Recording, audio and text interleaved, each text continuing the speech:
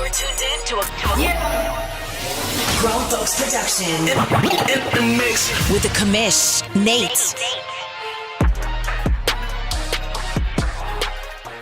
And just like that, welcome into Press Pass Live, your weekly OMFL podcast show, the world's longest online CFM in the world. I am your commish, your host, Nate, and we're jumping right into it. We got our first three-man booth today for the first time in quite some time. Let me welcome in your commissioner of the Deuce and owner of the Atlanta Falcons, Mr. Maniac. How you doing, bud?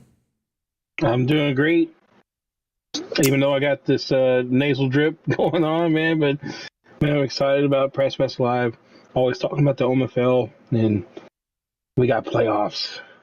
We do have playoffs, and we have a three-man booth. Your reigning, defending OMFL champion, the owner of the Detroit Lions, Mr. Trey. How you doing today, bud? Not OMFL champion. Oh, that's right. No, that's short. right. You didn't win. Holy cow, I screwed that all up on the playoff graphic and everything. I don't know why in my head you were oh, my God. I'm going to kill myself. I have to go change all of this immediately after You Press just Pass jinxed Live. him now. No one even noticed that. I don't know. Oh, my God. It's Monday, y'all, and I clearly made that mistake. Anyway, your NFC champion, Detroit Lions. Trey, how you doing, bud? Yeah, doing good. Enjoying the playoff. Well, I am glad you guys are here. We have a lot to get into. We're going to be trying some new stuff today, which is good. I like new things. Sooner or later, we're going to get both of these guys on video, but right now we're just doing some photos. Guys, let's talk about the playoffs. Actually, before we get to the playoffs, let's recap what was a really crazy week number 18. And to do that, Mr. Maniac, take us off for the next hour and a half. Uh-oh. Did we lose our sick friend? He's battling through it. I'm back. I kind of had to chug up something right quick, but Oh, no. My bad.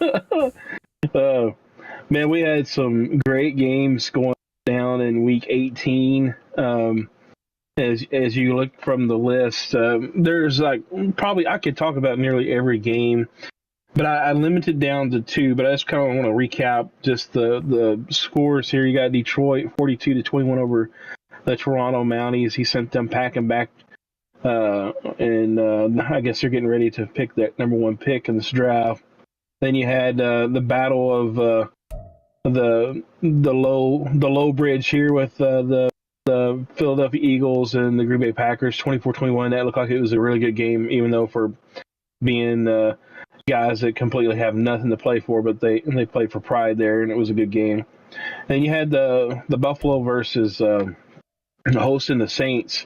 This game was really good. Watch this one. You were up until the late of the last quarter there, and Buffalo came back and won it. But it was a really good game, a really solid game, and I think just something that both you guys missed the playoffs, even though Buffalo was kind of vibing for the playoff spot and you weren't. But I still think that you showed a lot of guts there in that game.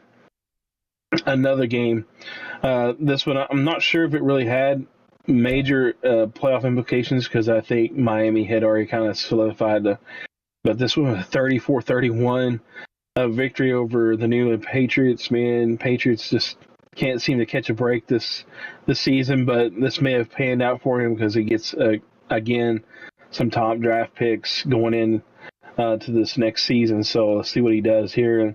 Atlanta hosted Tampa Bay. This game really wasn't close. 35-14. Atlanta gets the victory there, and they got into the playoffs there as well.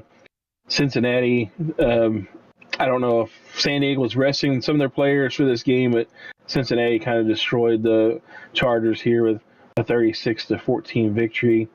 Jets walked all over Cleveland 34-10 and just sent those puppies back to the pound with their tail between their legs. And I know the Browns have played a lot better this season, so looking forward to see what happens next season. Condors, they got a matchup here, unexpected matchup. Houston gave them a little bit of a run, 31-21. Roger, if he's off the meds and whatnot, man, this guy can play some Madden ball. Sickness So you gotta watch meds. out Let's for just him. make that clear for anyone watching this. My guy's not just popping meds over here. Yeah, he has to take meds, because he's got some medical things going on with him. But man, if he ever gets where he gets off that medical stuff and is able just to really concentrate on Madden, he's going to be a tough player in the league. And then one of the games that I actually wanted to look at was the Kansas City Chiefs, Las Vegas Raiders. This had big playoff implications. This was the game that actually bumped Buffalo completely out of the playoffs. So let's take a little bit closer look here. As you can see, this game was a 27-21 victory. Las Vegas got the win in overtime. But the yards per team, 335 for the Chiefs, 437 for the Raiders. The Raiders were just really dominant on offense, especially the rushing attack. 298 yards on the ground. Just absolute monster rushing game from this team. Passing yards, both guys were a little bit pedestrian. 191 for the Chiefs, 139 for the Raiders. First downs, 20 for the Raiders, 19 for the Chiefs. Total yards gained, 437 to 341. The Raiders did have more turnovers than the Chiefs. They had 4-2, but still was able to get that victory. Third down conversions pretty much even down the board there. We had a fourth down conversion by the Raiders. Red zone percentage, actually the Chiefs were a lot better. They were 80% in the red zone compared to the Raiders at 40%. And so time of possession heavily favored the Raiders here, 20-39 to 11-42. So look at some of the individual stats. Patty Mahomes, 1 TD, 2 interceptions. He was 13-23, really not real efficient, but not bad either, 56%, 204 yards. Sherrod struggled, 4 interceptions, could not get anything going, was sacked twice, 13-26, only 50%. So his passing game was struggling, but when the passing game struggles, just tote the rock and hand it off to Jacobs because, man, he had 20 carries, 223 yards, 3 touchdowns. He was averaging 11 yards a pop. That's a first down a carry. This guy was just all over the field. And the Chiefs didn't do too bad either. Their rookie running back, Trey Hardeman, he had 24 carries, 111 yards, and a touchdown. And Marshall got an end around there for a rushing touchdown also for the Raiders. But Rashee Rice, he had 8 catches, 128 yards. Adams 4 for 48. Again, not a whole lot going on in the passing because both quarterbacks were struggling to get the ball down the field, it looked like. But you see the guys, Adams and Rice, there for their teams, respectively, leading the charge. Defensive side of the ball, leading tackler for the Raiders was Justin Reed with 11. So he was all over the field. And then you have for the Kansas City Chiefs, Stephen Davis with 9. Tackles for loss, Minor, the rookie, really getting in the backfield, disrupting things with 3 tackles for loss. He had 2 sacks also in that game. And you see the Chiefs, they had a couple of sacks there by their defensive ends. But the interceptions, see who led that. Nick Bolton for the Kansas City Chiefs had 2. Walker had 1 for the Raiders. Davis had 1. Connor had 1 for the Chiefs. And Shelley also had 1 for the Raiders. But this game was a good game. And this game actually got the Raiders into the playoffs. So that was I would say that was probably a classic game there for the OMFL. Then you look at the Rams, they played the CPU. 49ers got a victory there, 17-12. The Tennessee Titans fall short to the Jacksonville Jaguars, 33-24. Again, a game not really counting much here, but Tennessee probably helped themselves out by losing this game and keep their draft pick high. Another game that was kind of surprising, but I'm not sure exactly how much Dallas was really in this game, but Minnesota gets a 35-30 victory over the Dallas Cowboys.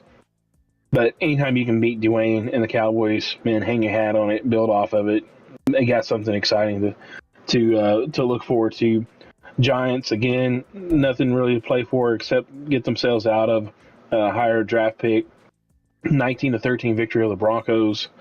Another game that we could really talk about, but I don't know if it really had a lot of playoff implications. I didn't see where it did. I know Pittsburgh pretty much had a playoff spot wrapped up that may have helped them get a seed higher, but again, a good game. Anytime Mr. Nipple was in charge and locked in, he's a hard out, and he got he actually got a 28-21 victory here over the Steelers. And then the Arizona Cardinals just demolished the Carolina Panthers, but the Panthers were resting all their starters for the playoffs, so he was just kind of going through the motions. But the other game I wanted to talk about, this game had major playoff implications because Washington was fighting to get into the playoffs, and this game here was the Seahawks, 31-27. Seahawks get the victory, 471 yards for the Commanders, 383 for the Seahawks. Rushing yards almost dead even, 136 for the Seahawks, 135 for the Commanders, 336 yards passing for the Commanders, 247 for the Seahawks. First downs, the Commanders get the edge there by 2, 18-16. Scrolling on down to the turnovers, the Commanders did have 2 turnovers, which would probably, looking at this type of a game, was probably very telling of the reason why they did not get the victory here. Third down conversions, both had 4.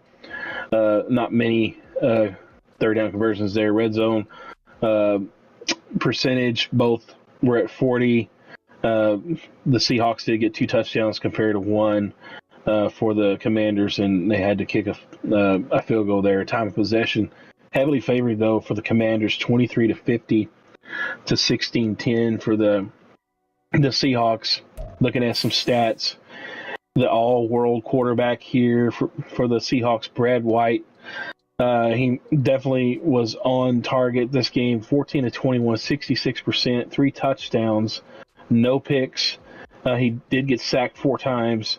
Then you look at the Commanders, who they have given the reins over to Jordan Love, 18-24, 75. Did throw 2 picks, did have a touchdown, but 341 yards, so he was definitely flinging the ball around the field. Rushing, Walker was the leading rusher for the Seahawks with 75. He did have a touchdown, 12 carries. And then looking at I always want to call on the Redskins. I have to catch myself every time to say Commanders, but maybe not much longer. They might go back. Who knows?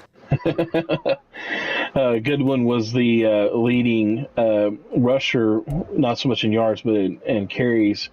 The rookie running back had 15 carries for 58 yards and a touchdown, but Keegan Ingram brought in 66 yards on 6 carries, 11 yards a pop, and a touchdown. Was definitely getting some good carries there with his only 6 carries. And then Brad White, it's never a good sight though when you have a long of 69 but a total of 66. Something didn't go right after that long one. Yeah, I didn't even pay attention to that. Good point out there. So, yeah, he must have struggled after that one, or maybe he got that one on the last carry. But Brad White, the college quarterback from LSU, man, he's showing off his legs. Man, he's got 5 carries, 40 yards. He did fumble once, so that was kind of a probably a costly turnover. Walker was also the leading receiver for the Seahawks with 4 for 129 yards and a touchdown. Well, he was all over the field. Mason Crowder, 5 for 95, tight end there for the Commanders. Dotson also had 5 catches, 89 yards, no touchdowns though. And the leading receiver for the Seahawks was Najigma. It had 5 catches, 70 yards, and a touchdown. So again, looked like they were kind of spreading the ball around pretty good. So this was a good game, though. But looking at your defensive stats quickly here, Mathis, the first-year player from Ohio State, he had 9 tackles for the Seahawks. Washington's leading tackler was Greenlaw, 7, but he did have 3 tackles for a loss, so he was kind of in the backfield disrupting stuff. And your sack leaders, looking at Ron Payne with 1.5. Davis also had 1 for the Commanders. The Adams had 1 for the Seahawks. And then Montez Sweat added another 1 there for the Commanders' interception leaders. Averill for the Seahawks with 1. And then also Witherspoon dropping in 1 as well. But, man, this game was definitely one, and it should be an OMFL Classic, 31-27. Washington, they get the victory, though, here. They go into the playoffs, knock the Falcons out. But this was just a great game to witness here in the OMFL in the final game of the season. Do you know how mad I would be to play a game where the opposing team's running back had 128 receiving yards? I mean, what the wheel is going on over there? Jeez, just wheel route after wheel route after wheel route. The Seahawks getting it done, that would have absolutely drove me insane. Let's take a look at the wild card. And to do that, I'm going to hand it off to Trey. Trey, what kind of wild card games were you looking at here?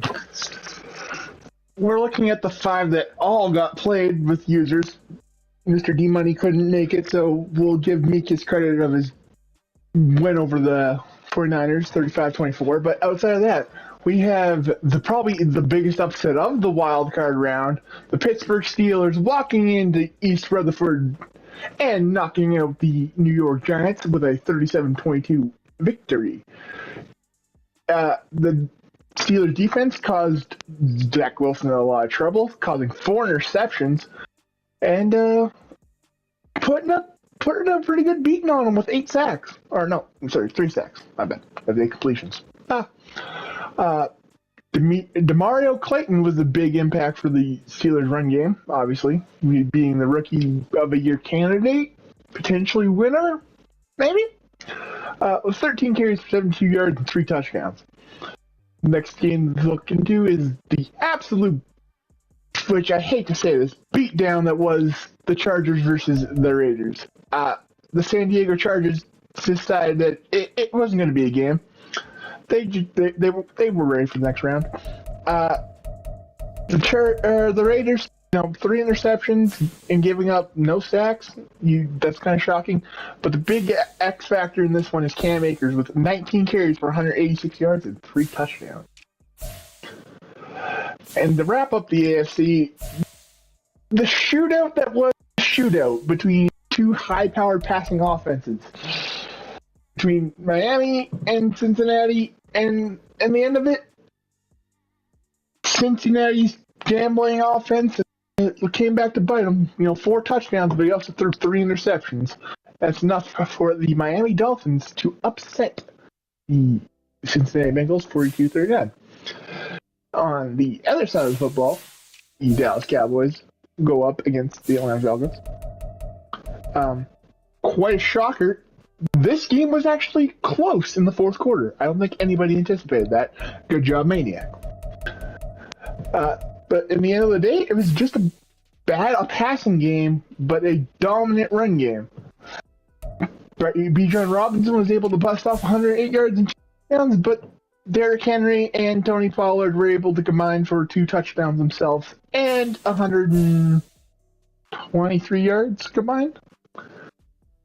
And the last but not least, the Carolina Panthers versus Arizona Cardinals. I gotta catch the tail end of this one.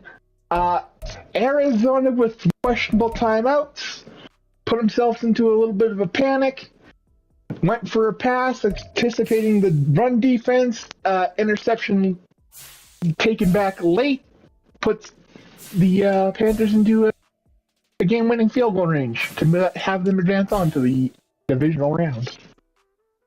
Are you letting him score there? I got to ask that. I think that's the question. Do you let him score there? If I was in that situation, yeah, I would much rather have to try and get the touchdown anyways than trying to have to work clock management. And you'd already wasted a timeout at that point, so you were using you had 2 timeouts to try and stop the clock.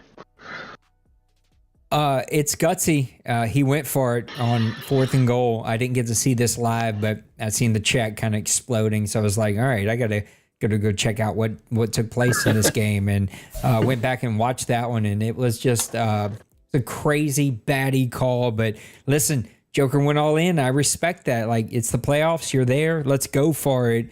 It just didn't pay off for him that time, and the Panthers sneak away with a big victory. Any shockers there in the wild card round for y'all? I was expecting a close game. I didn't expect a 2-score deficit between Cincy and Kobe. Yeah, me neither. That just baffles me. As well as the Miami game, there's a lot of points scored. And then also San Diego just completely annihilated the Raiders. I really felt like that was going to be a closer game. Just because, in fact, you played each other, that would be the third time to play each other as well.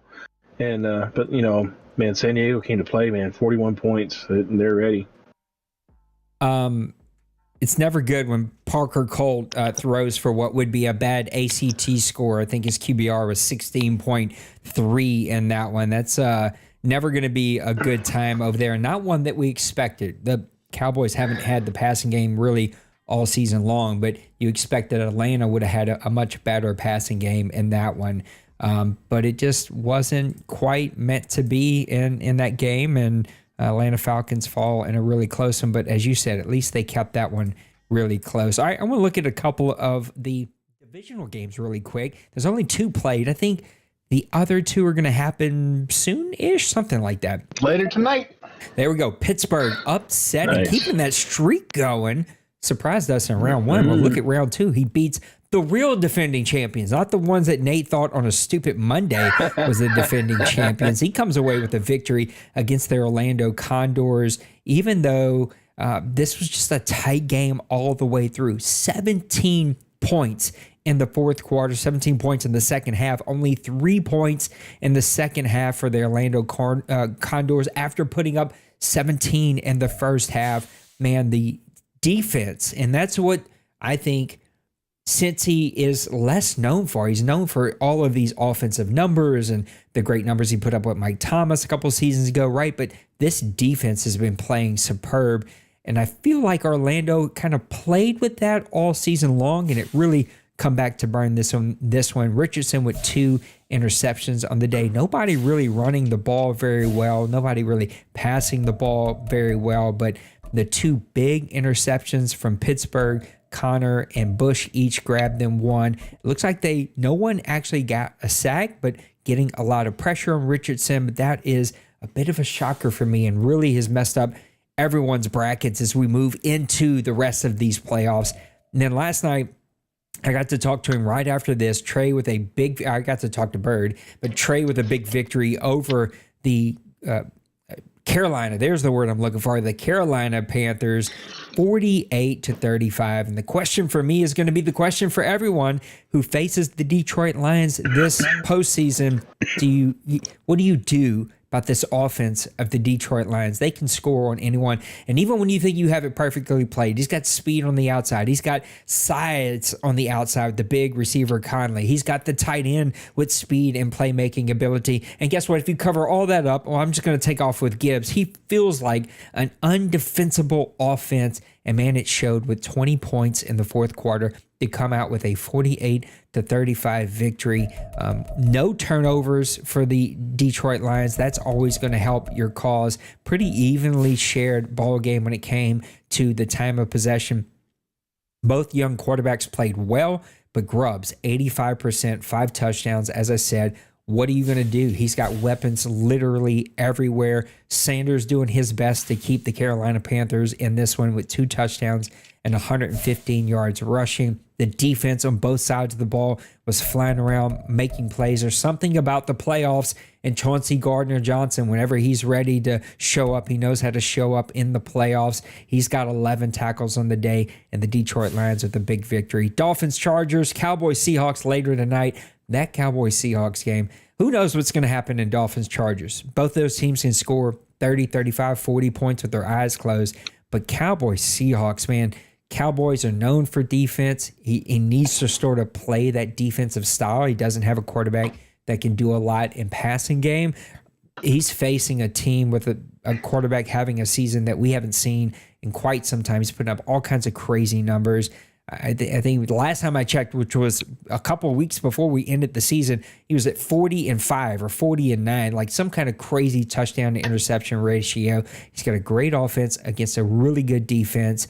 What can happen in this game? Who knows? It's just going to be a really good one. Any shockers? Only 2 games played in this one, but anything catches your eye from the divisional round? Not really. The whole unexpected collapse in the second half by Bronco Man. Yeah, I would have to say that was probably a little bit surprising, because I think whenever you play like guys like and this is just my point of view, I think when you play guys that are just like so good on offense, like Trey and guys like Cincy Berg, you got to slow the game down, I think, some, and that's my opinion, because you limit them their chances, because you give them a lot of chances, man. They're gonna capitalize on those tremendously and stuff. But man, I had to give it to Cincy though, man. He's got that Steelers team rocking and rolling, and he's knocking on the door for OMFL Bowl.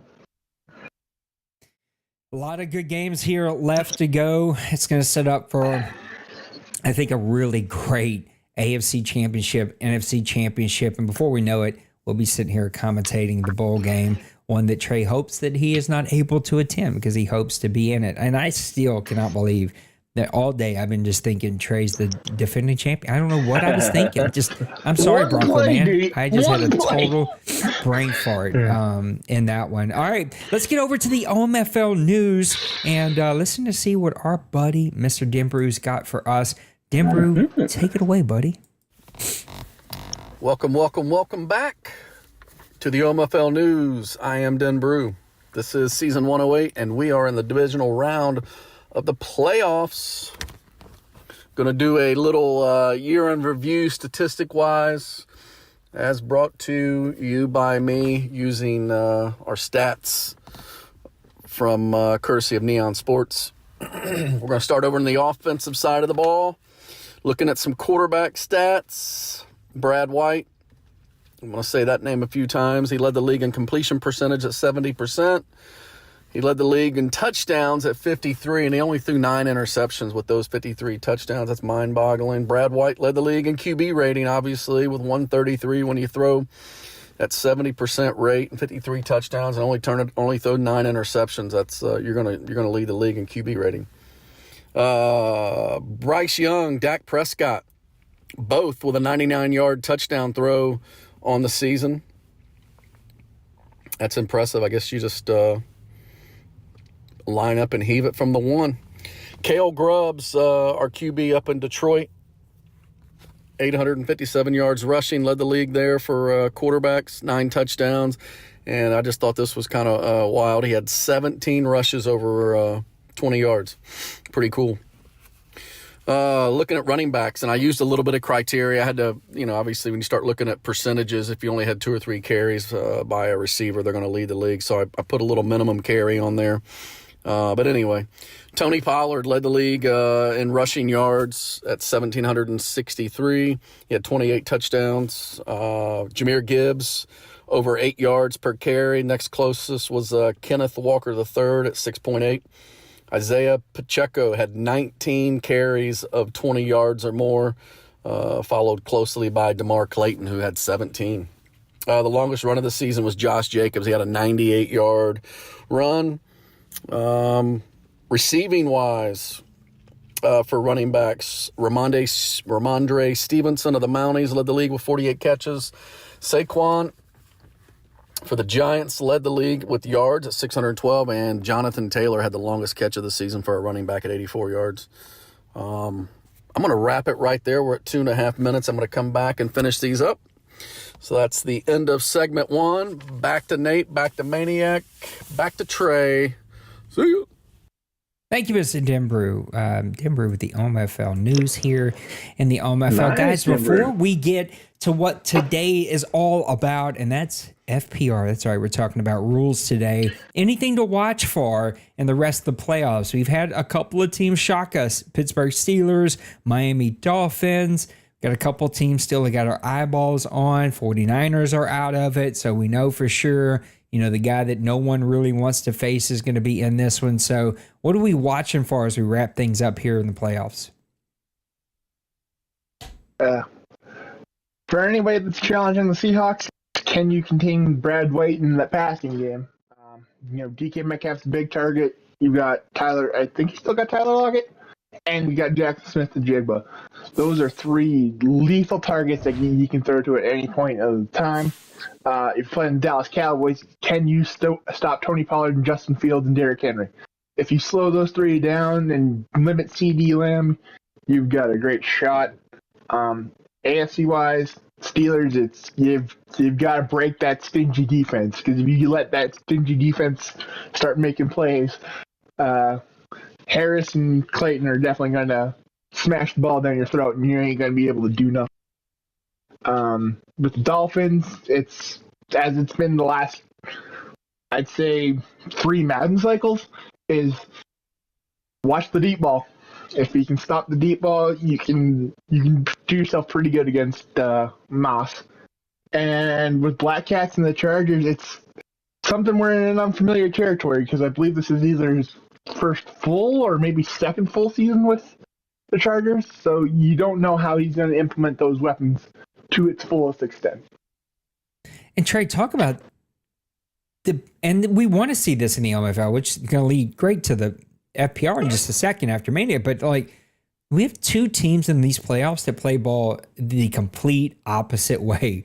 Dallas Cowboys, run game, defense, slow it down, make you play ugly, grind you to death.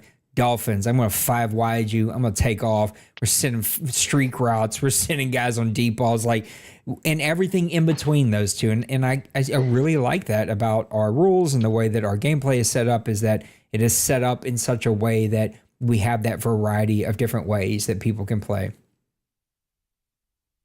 Maniac, what are you looking for? If we're talking about FPR, if we're looking at FPR's things that we're looking for. No, playoffs. I'm just looking for. What are we watching for in the playoffs? Oh, we're watching for the playoffs? Okay. Well, I'm looking to see if the Cowboys are able to establish a good run game and to continue on with what they've been doing. I know I was kind of surprised. I actually had a little bit of success stopping his run. It wasn't like it just absolutely just took over the game, which I was really afraid of, because my defensive line was really young. But I really think that, seeing Dwayne have that ball control, and he just times his passing, though. It's not that he has like a dominant passing game. He has a passing game that he calls upon in key moments and key situations, and if you get it all bottled up, he'll run with a quarterback. And I think you've seen like a lot of the teams starting to go to quarterbacks that do have a little bit of wheels to them, able to scramble and really be prolific with that. You see the Seahawks, they have a mobile quarterback that can also be a pocket passer. You see the Steelers, they also have a mobile type quarterback. The Dolphins, the quarterback can move around in the pocket pretty well. I know he don't scramble as much, but and then you look at like the Panthers, they had a mobile quarterback.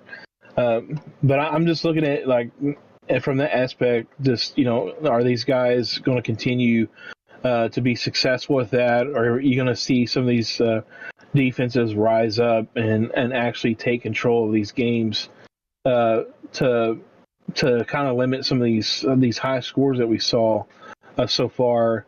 That would be the thing I'm kind of looking forward to see if the defenses actually answer the bell. Yep, it should be a fun end of the playoffs. Should be a fun go at it. I just can't wait to see how all of this comes together. All right, we want to talk about a little FPR today. There has been very few spaces for us to really talk about FPR. I've tried my best in the off season during the summer to really try to find opportunities to talk FPR and that kind of thing.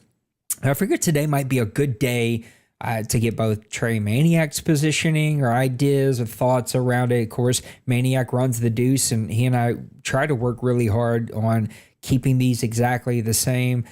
This may change, though, as we move into the world where NCAA is a thing. So a lot of that, may play a little bit of a role as we maybe playing with the idea of looking at the deuce in a different light than being a direct link of this is OMFL light, which is not what we're trying to do. But with some NCAA leagues, the opportunity to meet more people, we may be able to do some fun things with the deuce. Anyway, I'm rambling now. Let me get to the reason I was trying to talk. This is a good chance to talk through FPR. Trey has his perspective of things. He and I have had lots of conversations about FPR, but it's just a great chance to say, here's why we do what we do. Here's some little areas that we've continued to realize are missing that we'll continue to work on. This is a good chance. So they're not going to be on the screen. I just didn't want to set all that up, but let me run through really quick some of the offensive FPR. Here's what's going to guide all FPR. And number one, we have lightened our rules. We have really specifically used the word FPR, fair play rules, because that is the foundation that we try to build off of. Everything is for fairness, to keep the playing field even so that the good GM can shine, who can build good teams. The player builder can shine, so he can build really good players. The scheme builder can shine, so he can build really good scheme. And then if what you really bring to the table is stick skills, you can shine. So it's different ways to approach it. And if you can have multiple of those things, which most of our top end players do, then you really are head and shoulders above everyone else. But if not, if you're lacking with the stick skills because you're 44 like Nate is, or you're lacking with the player building skills because it just confuses you, or you don't have time to do your camp there are other ways that you can approach this through scheme, through drafting, through GMing. There's other ways that you can win in this league. And that is ultimately what we've tried to do this past summer. Got rid of most of our rules. I'd say probably over 50%, probably closer to 60, 65% of our rules to open it up. And because of that, the thought was if someone is abusing something, you can now counteract it on the other side of the ball by leaning, heavy one way or the other. But the guiding rule for all of these is we're no switch league. Don't need to explain that. If you're new here, cool. There's other ways to explain it. If you play here, you know exactly. The reason that we went that direction is it opens up the playbook. Things like tosses and Trey's favorite, the reverse or screens. Those are real plays that can be used now that were not used before because they just get shut down way too quickly. So we are a no switch league. We also are an excessive rule league or excessive abuse league. So that just simply means don't do anything in excess. If you are making the same adjustment in excess, if you are making the same play in excess, if you're running the same style in excess, it's like just mix it up. And the guiding light is to run the play as designed. Listen, this is just the way I think. It is proven. Madden is an animated driven game. It always will be. That is how it's created at its foundation. It is a game with tons of legacy issues because of that. The coding for this game has never been paused and rewritten outside of the generational switch that I think we had back in either PlayStation 2 to 3 or 3 to 4, one of those that they hit the full reset button on, but there's still generational code issues there when they did that engine switch. And because of those animation-driven games, we simply say run the play as designed. That is not how competitive Madden players play. Any YouTube video that you find on YouTube or anyone that plays in a just kind of normal, even what they call sim league, is not going to be taking into account that it is animation driven. And so because of that, we say run the play how it's designed. Making a bunch of changes screws with the AI, screws with things that are outside of our control. Because we can't switch it escalates those. It magnifies those. It puts a shiny light on those issues even more.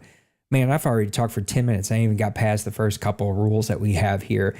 Basically, on offense, no hot routes, right? Pretty simple. It's because we're not run the play as you call it. Defense has to do it. You need to do it. You're able to ID the mic. You're able to slide protect. You're able to leave somebody in, a running back, a tight end, a fullback, whatever, to pass protect for you. Those things are still there. And then we opened it up where the last 5 minutes of each quarter, you can make audible adjustments. This really came from guys wanting to make audibles. The counter argument to audibles is that you can call any play. It doesn't matter. Get to the line, look once or twice. It doesn't take but half a second to notice man, zone, maybe a blitz. Maybe they're trying to confuse you, but most of the time you can tell what they're doing, and then audible to attack that. Well, now there's no play calling strategy. Now there's no offensive strategy. I'm just adjusting against whatever I'm seeing. And then can I hike it before the other guy can make an adjustment, or he makes an adjustment, I hike it mid? It just adds in all these stupid things that we don't want. So it's like, run the play like you want. In the last 5 minutes of every quarter, you can call one audible per play. And when you call that audible, you have to give the proper amount of time. I think we said 10 seconds or whatever it is. Give the defense a time, couple of seconds to adjust if they want to adjust, and that allows those people to be able to do that. The rest is pretty easy. The biggest one, the one that we have the most issues, are 9 wide receivers abusing wheel routes, drag routes. The game has never, ever, ever, ever, ever covered tight ends well.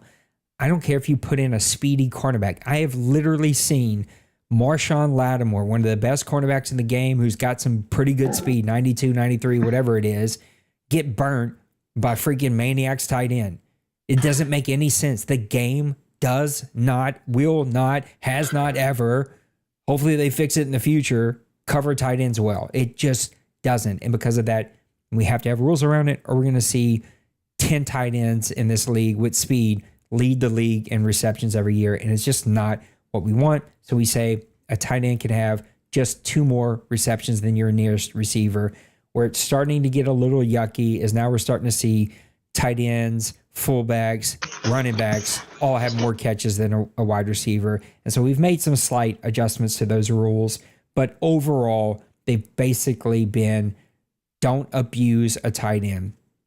I have no problem with you abusing a receiver. I've argued with people about it. I'm not debating about it. A receiver is supposed to catch the ball. If a guy's going to a receiver 15 times a game and you can't stop it, that I got to kind of put that on you. Like, you know where he's going with the ball. You know what he's doing with the ball. And most owners, unless his name's Cincy Burke, are probably not going to win that way. Hence, go ask Tim about whatever his name was that led, the league in receptions at the end of the day. Yeah, Cooper Kupp with it, 3-win team that year. How'd that work out, right? It's like, I want you to abuse one receiver. Makes my defense calling way easier for the rest of the day. Those are the basic ones. We asked no hot routing or flipping of a run because, again, there's no strategy in that. I can just kind of call any play I want, see how you come out and flip it and hike the ball. It's just like, no, we want you to think through what you're doing. And to do that, we remove those hot routes. If you want to run to the left, call a run to the left. If you want to run to the right, call a run to the right. Like, it's not confusing. It's not complicated. I think that's basically it. The one other thing that I'll hit on that we're seeing a small kind of keeping an eye on are things that the quarterback's doing. And this has been a rule from the get-go. The sideline rule is no longer a rule. The rule used to be, by the time you get to the numbers on the sideline, you had to either throw it away or run with it with the quarterback. That has been removed. In addition to it, when we get to the defensive FPR, we've added in the ability to switch. So on defense, you can, if a quarterback breaks past 10 yards, so drops back past 10 yards, you can switch and go after him one time. Or if he breaks the pocket, you can switch and go after him. We're reviewing that. We're watching that because what we're starting to see is a lot of guys going way back past 10 yards and other guys not knowing they can switch or not wanting to switch. And then we're seeing the roll to the right, roll to the left, go to the sideline, wait for somebody to come open. And again, we're just not trying to abuse the weird AI. I think it is not as bad as it used to be, which is why we removed the rule. But that is another thing we're keeping an eye on. With that said, Maniac, any things that you're seeing in the deuce, any kind of offensive FPR that you wanted to point out, ask questions about, clarity about, turn it over to you. Yeah, I would just say that probably the biggest thing, and you've already touched on, is just with the increased pass rush that we've seen. I know it's like not just super extreme pass rush, but there is some teams that tend to get a lot more pressure than other teams. Just simple the fact the scheme that they have and stuff, and you're seeing a lot of guys, I think, dumping the ball down, quicker, getting rid of it quicker. But I think you see a lot of guys getting around the catch numbers and keeping them in track. Is you'll see like they'll put in their backup tight end, fullback, whatever. They'll use all four of their running backs, and they may have a combined of 30 passes in the game, and if you look at the numbers, like over half of those have went to non-wide receivers, but they may have their top wide receiver have five. So again, I think sometimes you look at that and you think, are we still kind of abusing that? But we're kind of skirting the rule a little bit because we're using all of our backups. I mean, but in essence too, you don't want to be to the point where you're telling the guy they have to sit there and hold on the ball for the wide receiver every time, because I mean, with the pass rush, there is you're going to take a lot of sacks, and so you want to kind of balance that out. But that could be an issue. I think other things is maybe guys are always adjusting the defensive line front, maybe pushing the line to the right, linebackers, whatever, every play. Maybe they're pressing every play, or maybe they're dropping back every play. Sometimes you have to kind of like look at that and stuff, and I think all that stuff again falls under. I think what we've talked about before, like the 50% rule. Like nothing should ever be abused above 50% of the game. You should try to keep it within those numbers as much as possible. But I think for the most part, though, guys have been pretty good about the FPR, and like you said, we've simplified it a lot more. And you can't simplify it much more than what it already is now. So there's really no excuse about saying like, well, the rules are too tough, I can't get it. It just don't make any sense. Mr. Trey, anything you want to ask questions? Anything that you're seeing? I know that you and I have had lots of conversations about different rules. What do you got here? That we have. First things first. Comparing Lattimore to freaking Kyle Pitts is a bad comparison, because Kyle Pitts is still fast. He is fast, but still, like a top-tier cornerback should be able to cover a tight end, not by getting blown by 15 yards. Like, that doesn't make any sense. He's a wide receiver at tight end. Oh, geez. It's unfair. But no, yeah, there's some rules that I pick apart and go, is it necessary? I kind of say no, you say yes. That is what it is. But all in all, the rules are simplified enough that a lower tier guy can play it against a higher tier guy and still have a fair shot at the game. And that's what those rules are meant in place for.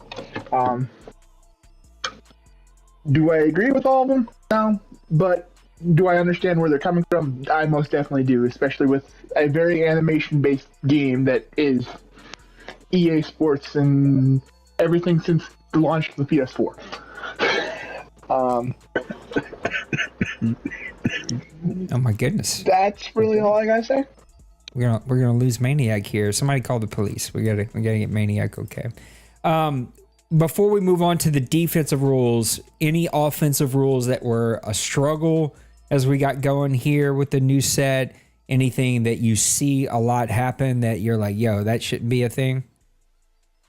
I've seen some people stick in some certain formations a lot, which is troublesome, but I also, and I guess not completely against our rules.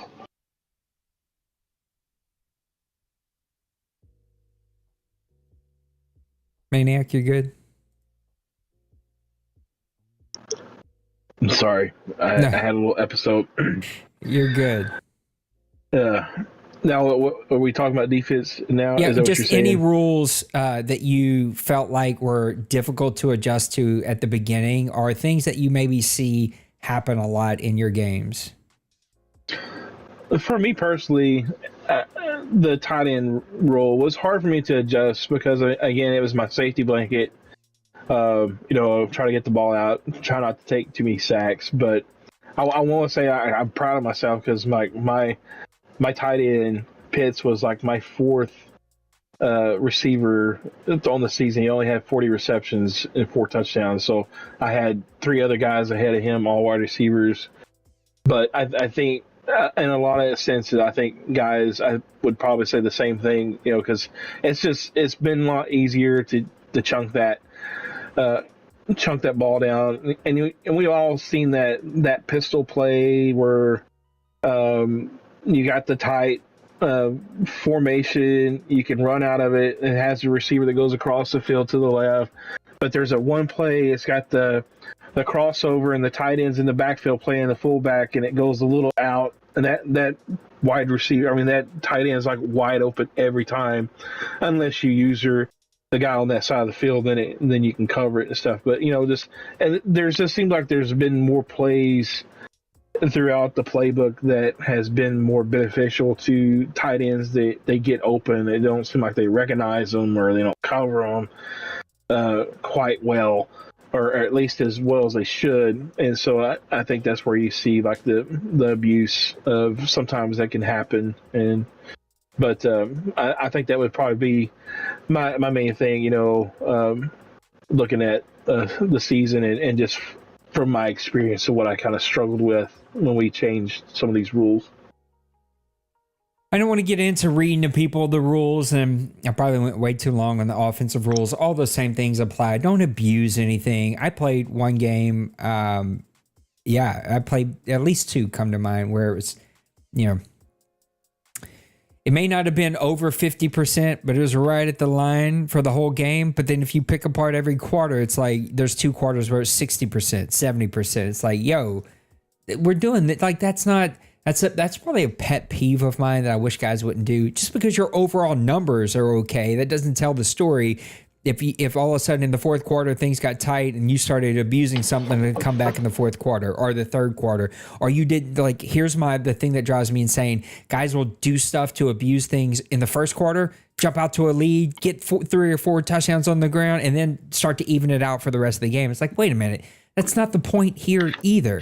Such as, I play some teams, I know the first drive, the tight end's going to catch 3 balls and probably put up a touchdown. Like, they're going to do whatever it takes to put up that first 7, get momentum going their way. It's just like, that's not the point, fellas. The point is to mix it up in every aspect of the game, including first quarter, second quarter, third quarter, fourth quarter. Not that your overall numbers are good as well, but individually in the quarter or whatever. If I got a drive where 3 of my first 4 passes go to the tight end, I need to back off of him for a bit. I need to start finding some wide receivers that are open. So I think that was always my counter argument to the tight end of, like, sure, you can't wait for your wide receivers to get open, but the commission me wants to say, build better wide receivers, draft better wide receivers, go get better wide receivers. Just because you didn't GM your team the right way doesn't mean your tight end should catch the ball 18 times in a game, which we definitely would see if we didn't have any kind of rules. I'm not going to get super deep into some of these. If you move a player manually, you need to play as that player. That's probably one of the bigger ones. Full no switch. There's some rules in here about roaming. We've tried to define no defensive roaming the best that we can. It's not as big of an issue because they have nerfed linebackers and the plays that they can make.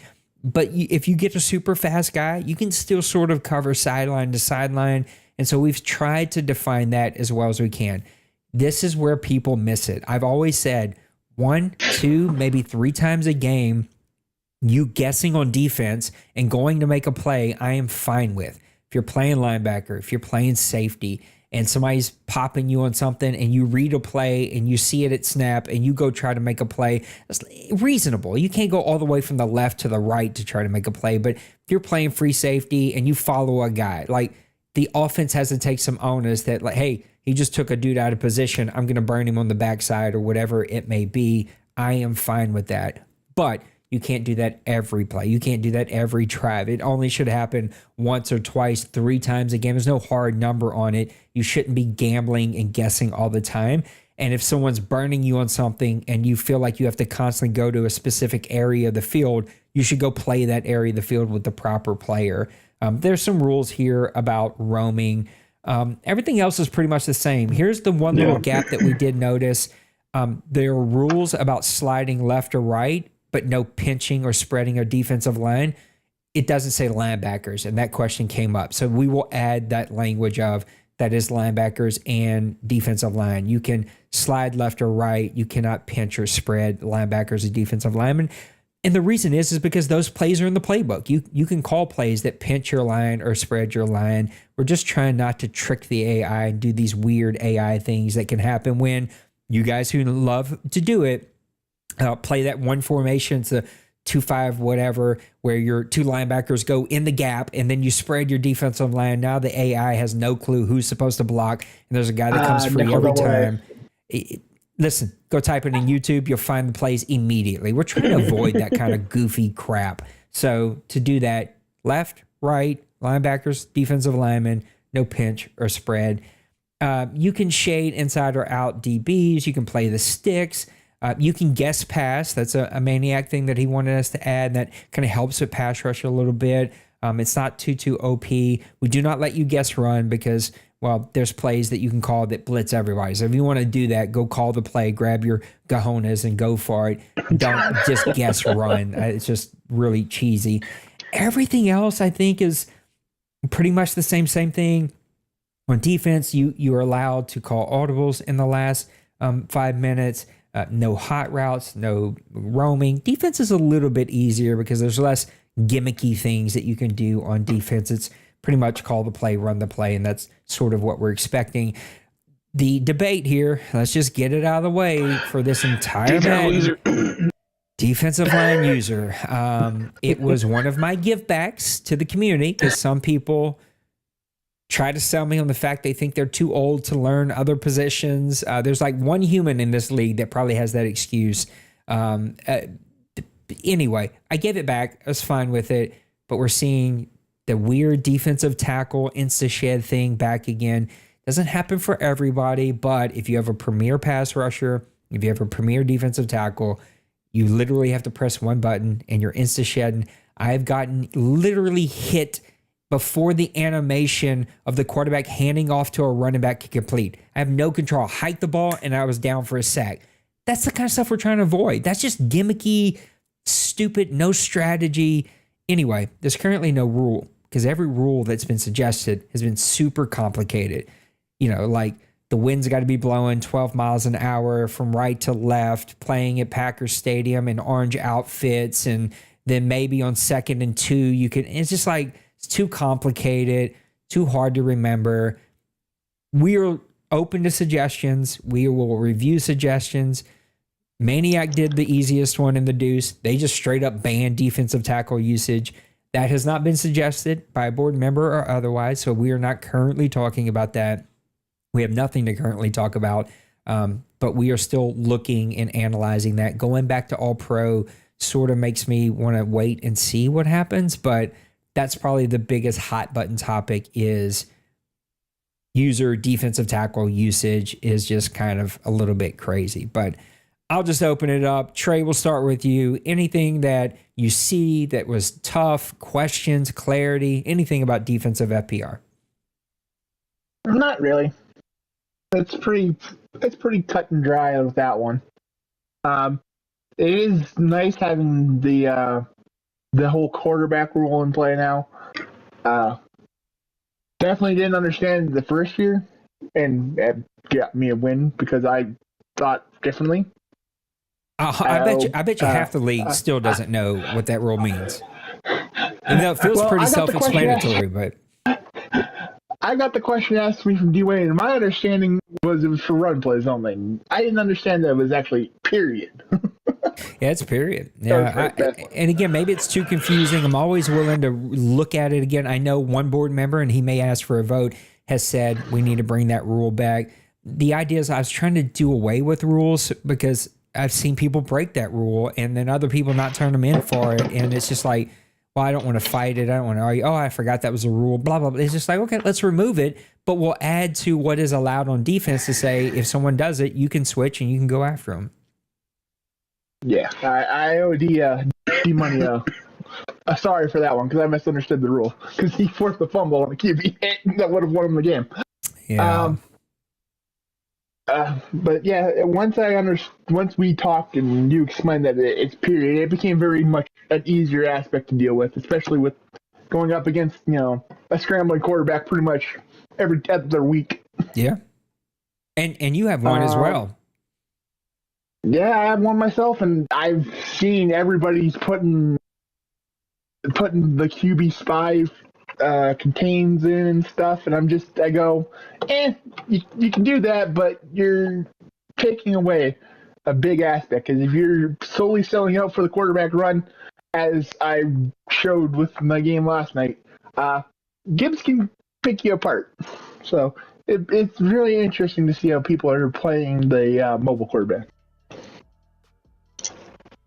Mr. Maniac, anything that you're seeing in the deuce, anything you want to bring clarity to? Defense feels a little bit more cut and dry. Yeah, I do believe the defense is more cut and dry. You talked about us. We banned the D tackle use, and we just to say, like, we had a guy that was just going to be, just probably setting records. We've probably been pushing the all-time OMFL record on some of those sacks that were broken and stuff, but and we've definitely seen a decrease in that pressure just coming straight up the middle. The guy that was being usered is still getting sacks because his sacks are increasing, but they're not increasing at the rate that they were. And now we're seeing guys use the defensive ends, and that we're using the D tackles. And I haven't heard any complaints come along that says, oh, this is not working, this is unfair, nothing like that. So it might be something to look into, but I mean, like, really, like we said, defense is just cut and dry. I mean, just don't be dumb. I mean, just don't be just going taking your middle linebacker, running to the left side, covering a guy, and then running side. Just cover your zones and do what your jobs. I mean, there's plays within the playbooks. There's cover 6, there's cover 4, there's cover 3. There's different ones that you can use to stop certain plays. If guys are killing you with crossers, call those cover 4s and man up on the guy that's going to cover that far side that they're going to end up at. I mean, that's just that's what you got to do to make those type of adjustments. So. Anyway, it's for the most part, though, man, I've enjoyed this Madden's FPR, how we've run it, how things have went. I don't think there's been a whole lot of things that just made you scratch your head, going like, oh, we've got to change this, because it's just so completely turning the game to almost unplayable like we've seen in the past. So anyway, that's my take on it. All right, last thing, we'll cover what I think is the most unpaid attention to. Is that the way? I don't know if English experts will tell me how to use English properly, because that's probably not the way I'm supposed to say it. I believe that this set of FPR is the least paid attention to, the least read, and carries the most important, and will also be the most complicated. So as we're preparing for the offseason, please know, OMFL, this is a thing that you should be paying attention to. Also reminds me, Maniac, remind me, and we can make sure that these are proper where the Deuce can see them, because I need to go back through them and make sure, like, the Google document is just offense and defense. It's not all the offseason and everything else. So maybe I create one big document that has everything and maybe take it off of Discord. I don't know. I'm trying to figure out the best way to do it. But we do have cap penalty limits, and that is because guys are crazy and they'll go out and spend crazy money and just take the limit and keep punting it down the street, never have to really pay the price. So those start out really large. You can have big penalties at early in a Madden cycle, and as we go through, those get smaller and smaller and smaller. We are currently in year 3. It's at 15. After we move to this offseason for the rest of Madden, it is at 12. You can earn 5% more in our $5 million more in our gold incentive, $2 million more silver, $1 million more in our bronze. And if you don't earn any incentive, then you're capped at $12 million in cap penalty. There's also a link to a calculator that will show you, because the cap penalties are not broken up just on 1 year unless they have a 1-year contract. They're usually broken up over 2 years. It'll show you exactly how you'll eat that cap penalty limit. So make sure that you're using that link. Everything else has been just created over the 20 years that we've been in existence to give everybody a fair shake. And boy, I have seen it all, from Ducks to our old friend Mo to D Money at some points, and some other GMs that we've had who've been really good at finding the loopholes and finding the advantages in our FPR. Trades are pretty straightforward. You got to be here 4 weeks. After you've done that, everything has to be done through Neon Sports. We have a trade committee. They vote, they look at the values, and they just determine if those values are close enough. You're able to add a 4th, 5th, 6th, or 7th, just one of them, to any trade to make them count. Anything that is not a 3rd rounder and above, and a player 67 overall and above, so the bottom half of rosters and drafts, free trade. Do it as much as you want. Doesn't need approval. Just submit to each other, agree to it, move on with your lives. Anything that really matters, 67 overall and above, 3rd rounder and up, needs to be passed through the trade committee. You only have so many trades. You can earn more through our incentive program. Practice squads basically don't open till week number 4. An owner has 24 hours to decide if they're going to sign that player, keep them, or cut them and let the other team have them. A free agency is pretty simple. Basically, in-season free agency, any player 66 or lower, free sign, just grab them. 67 or above, there's a waiver order form that you have to submit. Dwayne closes those a couple of times a week. I think it's a Wednesday, Sunday, something like that. And they announce who won that player. That's to keep people like me who can stay up super late from just robbing everybody else clean and getting every player that they want. In the postseason, it's pretty much all handled in game. You cannot use a custom contract. You can use any of the other ones, whatever they say. You're able to use it and sign those. You can earn custom contracts and use those, but those have to be earned.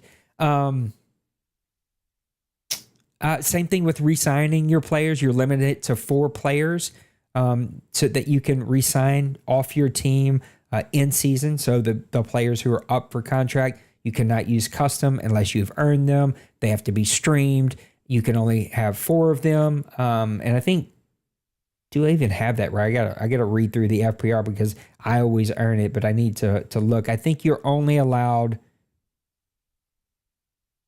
Geez, I need to go read it. It's not jumping out to me right here, but I think you're allowed. Is everybody allowed 4, or are you allowed 2 and you got to earn 2 more?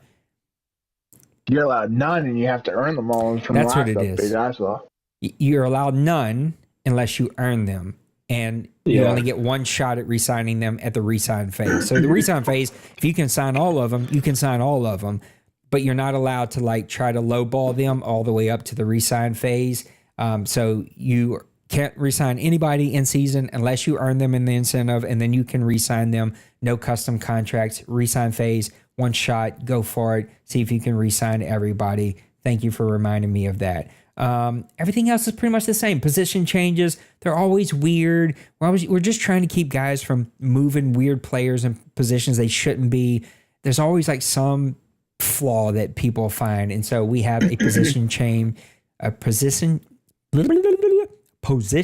change form that you submit, and if it approves it, you post it, bam, you go for it. If it tells you nope, you cannot do that, then you can't move those. We've listed some that you can move without even, looking, because they're all allowed, like all defensive line, all offensive line, blah, blah, blah, blah, blah. It's all here. No editing of players. And then probably our biggest one that we have is several Madden cycles ago, selected the attributes that we feel like real life players usually don't get better at by going pro.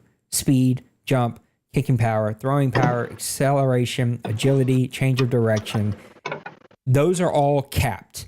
So you are not able to use your incentive points to improve those. You can use the in-game stuff. If the in-game stuff gives you a good roll, good for you, lucky you, you're awesome. Any attribute at 90, you cannot improve. And any of those restricted attributes, you cannot improve unless you use your restricted attribute that you earned. Everything else is just incentive laden, position, min, max. It's pretty simple. Again, I feel like the off-season FPR is the ones least paid attention to, but can be the most impactful because we're rolling off into the season and so many people are doing so many things. It can be hard to track everything unless we kind of catch you on the back end. So anything, Maniac, Trey, I'll just sort of open it up. Anything around the incentives or the player changes FPR? Not really. And the one you'll always see is like somebody trying to sneak in that running back in and a fullback sometimes. Yeah, that's usually the one that you always see that kind of gets overlooked or whatever. But I think for the most part, I think most guys pay attention to that. I know like some things it's really hard to track. I think like a lot of the contract stuff, but I think Neon Sports also helps with that too because it shows all that stuff on there as well. So again, when in doubt, reach out. I mean, that's just because if you're not completely sure, don't make the mistake and just say, well, I'll ask for forgiveness, because sometimes you'll get forgiven, but you're going to have to pay the consequences too. So yep, is what it is. We try to make it simple, but the off season isn't simple. And so there's a lot of rules and restrictions, again, to keep things fair. And that's what hopefully we are doing. All right, Mr. Denbrew, take it away with some OMFL news. And when we come back, we're going to give one final thought and then deuces. We're out of here. I am back. Segment 2. Looking at some the year in review on the stats side. Let's take a look at some wide receivers. DJ Moore of the Mounties led the league with 119 catches. Josh Downs of the Condors led the league with 22 touchdowns, followed closely by Reggie Conley at 21. Jamar Chase led the league with a little over 2,300 yards. Trey Palmer led the league with his yards per catch average was 27 yards per catch. That's impressive. You had to have at least 50 catches to make this list, by the way. Tight end wise, Evan Ingram had 75 catches on the year. Nathan Calhoun of the Seattle Seahawks led the league with the 1,123 yards receiving. And Isaiah Likely of the Condors had 16 touchdowns. Moving over to the defensive side of the ball. Solo tackles. We don't have total tackles on Neon Sports, just solos. Jimmy Hughes, linebacker with 67 tackles. I believe Hughes plays for the Titans. Sacks, Aaron Donald with 21 and a half sacks, followed by Micah Parsons at 16 and a half. Interceptions, Julian Mitchell of the Ravens and Emmanuel Forbes of the Commanders. I think I threw most of these to Julian Mitchell. Both of those guys, though, had 17 interceptions, followed closely by Trayvon Diggs and Sauce Gardner from the University of Cincinnati. What else? We got defense. Forced fumbles. Bobby Wagner, Seahawks. Drew Sanders, Broncos, both with 4. Not a lot of defensive stuff that really stood out to me. I mean, just nothing crazy there. So we'll get right into the booze and brews. I need me a little sound effect for the brews. Anyway, for the brews this week, we got all of the OMFL guys who won their playoff games in the divisional and wild card rounds. That's a brew for all you winners. Great job. Also, spring training. I don't know if there's any baseball fans, but spring training's back this week. Should have some games starting, I think, Thursday. And then I know I'm a Reds fan. I believe they have a spring training game on Saturday. And then looking a little ahead for a Brew NFL Combine. I don't know if you guys like watching that. I don't sit there and absorb hours and hours of the Combine, but I do watch a little bit of it, so that's next week. Got that to look forward to. And my lone boo of the week is the NBA All-Star Game. It's probably the worst All-Star Game of all the major sports. It is absolutely freaking garbage, in my opinion. But that's just me. Anyway, back to Nate, back to Maniac, back to Trey. See ya! Are we passionate about the NBA situation? Like, how do you guys feel about the NBA? All-Star Game's gone. Rock. So I'm with them. Yeah, I don't even watch it. I haven't watched it in quite some time. I like the skills competition, though. I'll watch that. There are no OMFL mailbag questions today, but before we skip past it, Trey always seems to have a question, so no pressure if you don't, but any questions for either one of you before we get to one final thought? Given that I was hosting, I didn't have any questions on there. Well, I just I'm trying to think here. Quick, let's put Maniac in the hot seat. Don't do that, man. Not with my nose running like it. You'll have some dead air on a couple of those. Well, let's get to one final thought then. No hot seat this week, which I actually forgot about, but also no mailbag questions. So Trey, let's turn it over to you to one final thought as we wrap things up here. A playoff FPR edition of Press Pass Live. All right, we've got a handful in already, but the votes for the incentives, owner of the year, coach of the year, defensive, offensive rookies, and all that nonsense is up. Thank you, Mr. Sniper, for that. Go vote. Get it done. Get it out of the way. That way you don't have to worry about it, and we can process these things before the draft. My votes are in.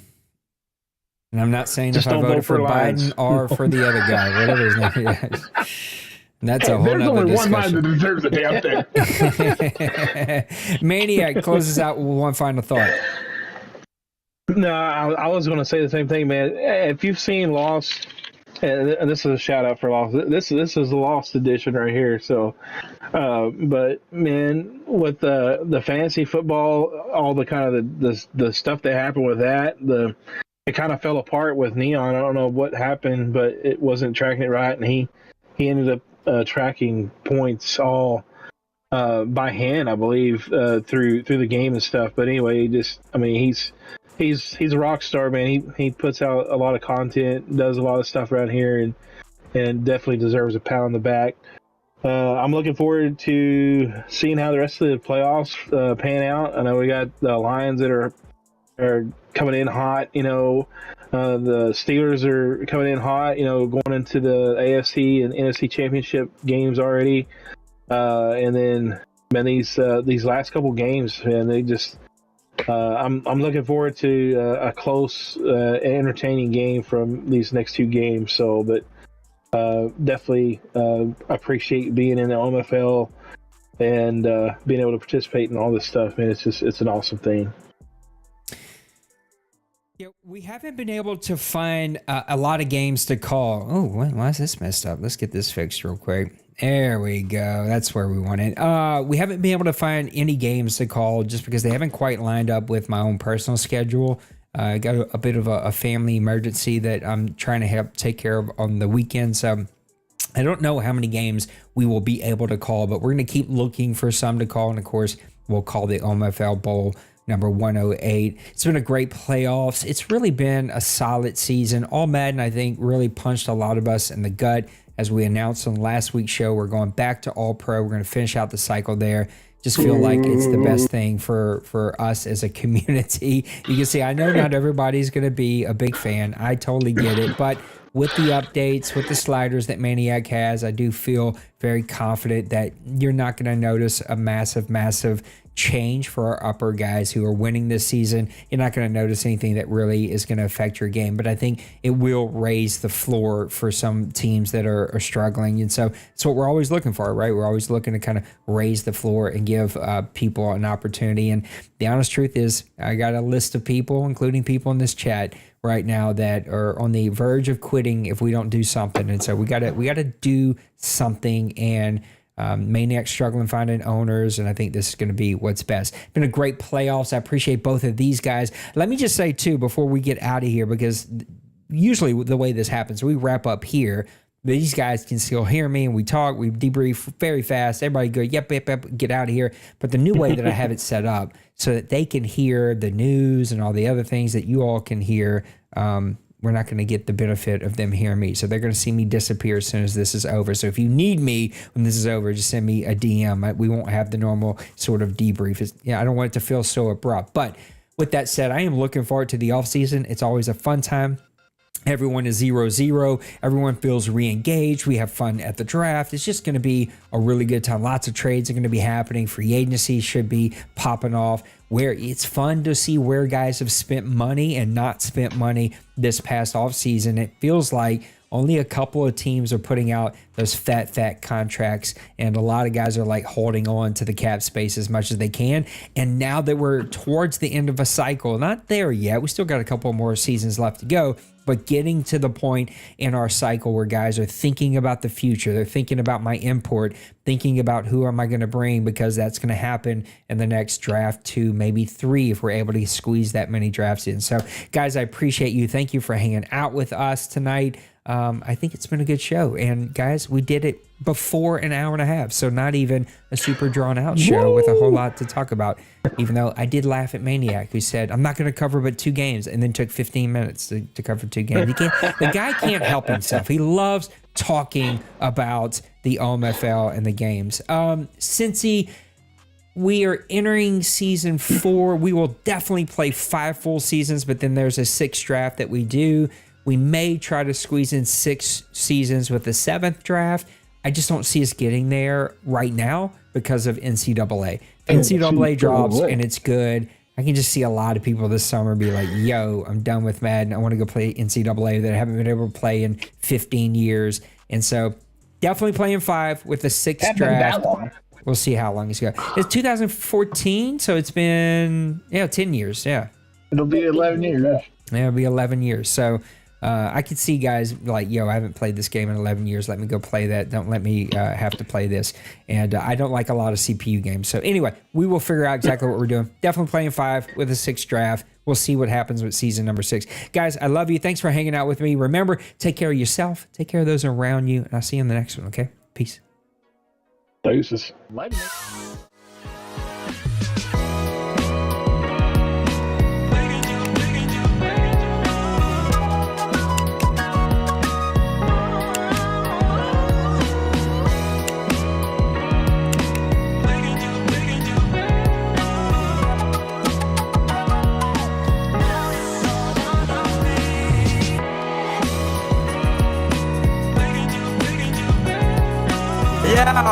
Smash that like and subscribe.